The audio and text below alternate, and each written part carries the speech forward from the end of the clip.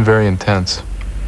You know, I've gotten real tired, you know, from playing these solo concerts. You know, especially with these with the new elegies I'm doing. You know, it's all my own compositions, and I'm trying to do this thing, and you know, it sort of takes you through time, so you feel the time passing in a very intense way. There's sort of no break, and it's this big thing. After an hour, it feels like a little life and a little death has taken place, or whatever, you know.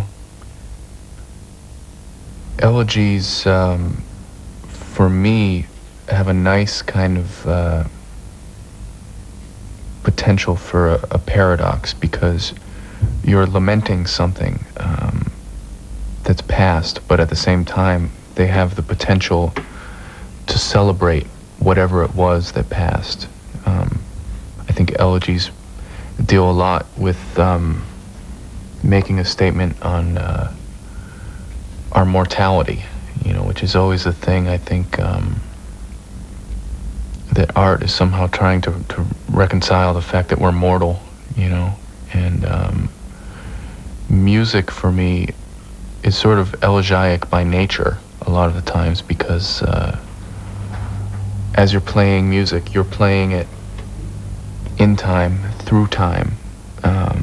That's why there's nothing like seeing a live performance, you know, witnessing that act. Whether you're in the audience or whether you're the performer, your life is passing in real life as the art is being created. I think the hardest things to say goodbye to are really usually parts of myself that are no longer working in my life, you know. When I was younger, and you know, up until pretty recently, I was much more sort of a self-destructive type of person, and there was something fun about that in my youth, I think, and it allowed me to experience a lot of things. At a certain point, it stopped working, and it became sad and miserable.